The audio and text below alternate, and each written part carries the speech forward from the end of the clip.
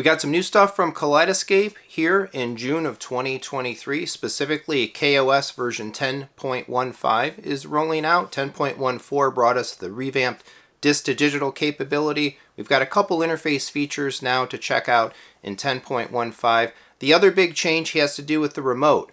After taking the remote away from Strato players some time ago now and shipping them without one, assuming that, hey, you're either going to be controlling your Kaleidescape with some kind of a universal or programmable remote. Specifically, in my case, I have Control 4, and I use the new Halos, or perhaps using the Kaleidescape app. They kind of reneged on that. I guess maybe there was enough demand, requests, and so on to say, like, no, we need a remote out of the box. Maybe they're selling more Kaleidescapes to people that are putting them in living rooms attached to large flat panels, and they want to be able to just control the device discreetly with its own remote. In any case, some business needs, some driver put them in the position to actually restore, redevelop, redesign a brand new remote control. So let's talk about the remote briefly, and then let's take a look at the new interface changes for 10.15 and wrap up with some final thoughts. So I'll start off by saying I don't actually have the new remote. Maybe I'll pick one up to review it, but one of the major limitations is the fact that the remote is only IR. So I wouldn't even actually be able to use it very effectively in my setup. I don't have an IR repeater easily available to address my Kaleidescape. And so I think one of the big omissions that people were already talking about on the Kscape owners forums is that it would have been nice if the remote had been RF or had some kind of wireless capability in it. I do agree with that sentiment. However, remember, we're dealing with a Strato player hardware revision that's been with us for some time. All of these Stratos that have been made to date were not made to interface RF or with a wireless style remote, so the capability is not in there. Maybe when we see a Strato C2 or something come along, there would be a new opportunity to allow wireless control, not line of sight control, but as it is right now, we don't have it. So the remote is broken into really three main sections. We have some general controls up top. We've got a D-pad up, down, left, right, and an OK button in the middle configuration, and then some transport controls at the bottom. At the top, there is some nice quick buttons there, a quick jump to search, a quick enabling and disabling of closed captions and subtitles, which I usually would find to be very useful in a remote control. There is a back button. However, I wonder if the back button is a little bit more built around jumping back from the menu system rather than the 15-second skip back that happens when you're actually playing back content. That would have been very, very nice. I think that's one of the best hidden features of commanding and controlling Kaleidescape is the jump back in time, basically the replay.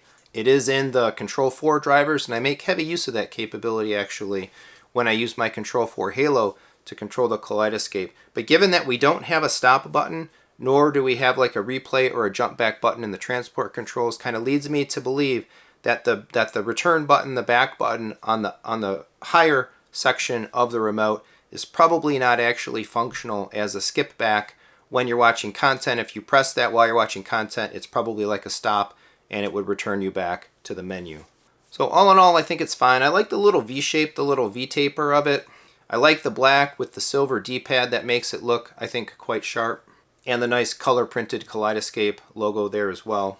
But all in all, I think it's fairly basic still. Based on the initial reports from the Kaleidescape owners forum, I don't think we're looking at an all-metal aluminum type thing here. There's some plastic. I don't believe that the remote is backlit.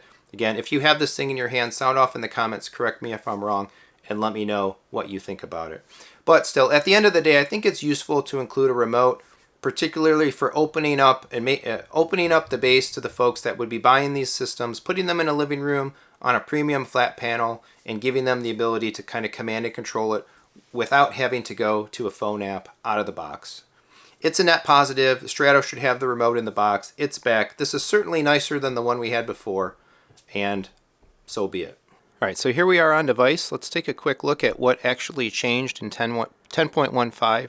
Specifically, it all relates to the way collections are both presented and managed. I think it's a nice little quality of life improvement, but certainly nothing ground shaking. So if you go to your collections list on any title now, we can see we have these defined system collections, favorites played, watch soon, and then your collections down below. So what they basically did was separate the collections that are fixed on the device and the ones that you may choose to make and put your own content in. I don't tend to use collections too much, particularly because I still wish that collections and whether movies were part of them was permanently synced to the cloud so that if you deleted content and re-downloaded it, they would go back into the collections. Maybe we'll see that in a future upgrade. But in any case, create a collection is now down at the bottom. You can very easily enter the name of the collection and add content to it. And it's so easy here to just basically now check box what you want or where you want specific movies to go in your collection. So favorites is always there, played is always there, and so on. If I go back here to the actual collections UI, really hasn't changed at all. The ones that have items in them show up. So new, paused, played, quick access to songs for the musicals. That's another system piece as well. And then Star Wars is the one collection that I made for myself. So on your own collections, you can rename them, you can delete them, and again, add and remove content from them. Interestingly, I never noticed the cataloged one here before. These are some remnants from my catalogs. It's interesting that this was automatically created. I didn't make this one, so in some respects, I would actually call this more of a system collection, but it still shows up in the users. But in any case, I don't want to do this. I'm just going to show what this looks like in that case since I have it. Delete collection, goes away. Movies are no longer associated with that one.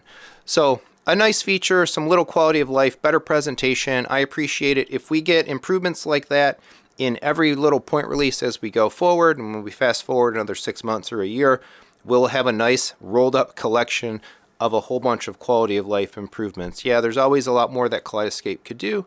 It is what it is, and I will take every little benefit or improvement and so on that we can get. So there you go, the new remote and Kaleidescape 10.15, all about collections. They also noted some bug fixes, but there wasn't anything else clearly delineated in the patch notes to be aware of or specifically take a look at. So sound off in the comments. I'm curious, do you use collections on your Kaleidescape? Is it something maybe after seeing this video and then maybe you want to go ahead and categorize your movies into collections? The one other tip that I'll give is if you're going to do a lot of collection type management, keep in mind that you can do collection management through the web interface of your Kaleidescape. It is so much faster and simpler to make a bunch, put a bunch of movies in collections, take them out, and so on from the custom ones than it is to click arduously through everyone that's downloaded using the remote in your on-screen UI. So check out the web URL for your Kaleidescape and do your collection management in there. Sound off in the comments. Let me know if you like them, how you use them, any tips or tricks that you can share with the community and make their Kaleidescape experience even better. Otherwise, please do all that regular YouTube stuff, like, subscribe, hit the bell for notifications, share the video, leave those comments, and if you would like to support the channel related to Kaleidescape, we're stacked here. Use the referral code down below when you register your new Kaleidescape system. We will both get a $100 movie credit, but more importantly, when you're buying that Kaleidescape hardware, I recommend get it from Audio Advice. Use my referral code and or my affiliate links down below. They have the whole gamut of all of the Kaleidescape gear available there. Otherwise, there's Super Thanks channel memberships and more available as well. Thanks so much for watching. Coming back for more home theater discussion and fun.